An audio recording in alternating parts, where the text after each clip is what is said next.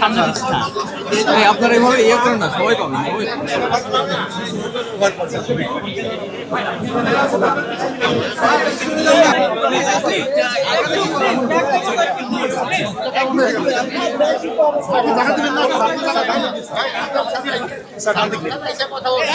দেখি আপনারা সরেন একটু।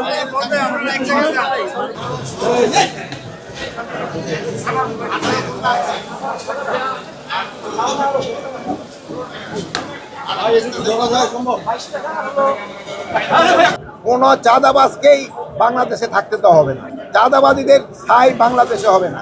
এটা যে যত বড় চাঁদাবাজি হোক না কেন, তারে আমরা আইনের আওতায় নিয়ে আসবো। কাউকে কোনো রকম চাঁদাবাজি ছাড় দেওয়া হবে না। এক্সট্রিম মশার কয়েল প্ল্যান্ট ফাইবার দিয়ে তৈরি, তাই সহজে ভাঙে না, সুগন্ধিযুক্ত ও নিরবিচ্ছিন্নভাবে জ্বলে। ডেঙ্গু, চিকুনগুনিয়া বাহি সহ যে কোনো মশার বিরুদ্ধে দেয় এক্সট্রিম সুরক্ষা। এখন আমরা এখানে আজকে আসার উদ্দেশ্য ছিল হলো দুটা জিনিস দেখা।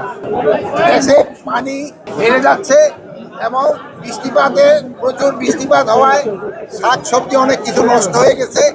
এই জন্য বাজারে কিন্তু একটুখানি শাক সবজির দাম একটু বেড়ে গেছে। কিন্তু ওদিক দিয়ে আবার আলু, আমাদের স্টোরে প্রচুর আলু পড়ে রয়েছে, কিন্তু আলু অত লোকজনে কিন্তু পাচ্ছে না, প্লাস কৃষকেরা আলুর দামও পাচ্ছে না। এখানে দেখেন কারণ বাজার থেকে এখানে একটা আলু 1 কেজি দামে 4 টাকা ডিফারেন্স, 5 টাকা ডিফারেন্স, 6 টাকা ডিফারেন্স। এত হয় ভোক্তারাও যেরকম ক্ষতিগ্রস্ত হচ্ছে, কৃষকও কিন্তু ক্ষতিগ্রস্ত হচ্ছে। কৃষক যদি আলুর দাম না পায়, আগামীবার তারা কিন্তু আলু বুনবে না। আলু না বুনলে কিন্তু আবার আলুর দাম বেড়ে যাবে। তাই প্রত্যেকটা ভোক্তারও যেন সুবিধা হয়, কৃষকের জন্য সুবিধা হয়, ওই পর্যায়ে কিন্তু একটা দাম রাখতে হয়। কিন্তু আমাদের দেশে দেখা যায় যে মধ্যস্বত্বভোগী যারা আছেন তারা একটা কিন্তু দামটা অনেক বাড়ায় দেয়। কৃষকও ভালো দাম পায় না, ভোক্তারাও বেশি দামে কিনতে হয় না।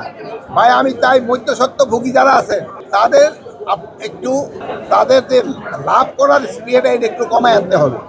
আর মধ্যস্বত্বভোগীরাই কিন্তু উচ্চ শ্রেণীর, তারাই কিন্তু সমাজের উচ্চ শ্রেণীর এবং তারাই কিন্তু বেশিটা লাভ করে যায়। এটারে কিভাবে কন্ট্রোল করা যায়, এটা আপনারা আমাদের সহযোগিতা করতে হবে। আপনাদের সহযোগিতা ছাড়া এটা করা সম্ভব না। আর অন্যান্য জিনিসের দাম আপনারাও দেখলেন মার্কেটে মোটামুটি সহনশীল আছে, কিন্তু সবজির দামটা কিছু কিছু ক্ষেত্রে একটু বেড়ে গেছে, আবার আলুর দামটা কমে গেছে। এটারে আমাদের একটা ব্যালেন্স করতে হবে। আর একটা জিনিস হলো পলিথিন কিন্তু একটা জানেন, এই পলিথিনের জন্য কিন্তু এই যে আমাদের মাটি নষ্ট হয়ে যাচ্ছে। তারপরে এই পলিথিনটা কিন্তু কোনো অবস্থায় নষ্ট হয় না। এই যে ধরেন যে অনেক সময় যে পানি আটকে যায় পলিথিনের জন্য, পলিথিনের কোনো উপকারিতাই নাই, এটার অপকারিতাই সবচেয়ে বেশি। আর আমরা যদি এই পলিথিনটা বন্ধ করতে পারি, আমাদের পাটের ব্যাগ যদি আমরা ব্যবহার করতে পারি, যেহেতু একসময় আমাদের কিন্তু পাটের একটা বিরাট চাহিদা ছিল, এখন কৃষকরা কিন্তু পাটের এরকম দাম পায় না।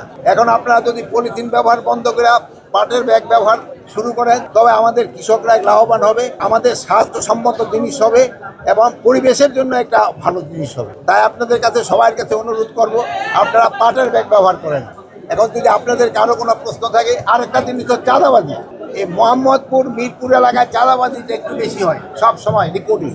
এটা চাঁদাবাজিটা কিভাবে কন্ট্রোলের ভিতরে আনতে হবে, মানে চাঁদাবাজি কোনো চাঁদাবাজকেই বাংলাদেশে থাকতে তো হবে না, চাঁদাবাদীদের স্থায়ী বাংলাদেশে হবে না। এটা যে যত বড় চাঁদাবাজি হোক না কেন, তারে আমরা আইনের আওতায় নিয়ে আসবো। কাউকে কোনো রকম চাঁদাবাজি ছাড় দেওয়া হবে না। চাঁদাবাজের উপরে কোনো প্রেশার নাই, যে কোনো চাঁদাবাজ ধরেন পান আমাদের দেখান, সাথে সাথে তারা আমরা আইনের আওতায় নিয়ে আসবো। এটা ক্ষেত্রে আপনাদের একটু সাহায্য সহযোগিতা দরকার। আপনারা একটু চাঁদাবাজগুলি আইডেন্টিফাই করে দেওয়া এবং আইন শৃঙ্খলা বাহিনীর হাতে সোপর্দ করা। এখানে জিজ্ঞেস করলাম মোহাম্মদপুরে, ভাইয়েরা তো এখন আমারে বললো যে চাঁদাবাজ নাই, আদারওয়াইজ চাঁদাবাজি করে কিনা ওনারা বলতে পারেন।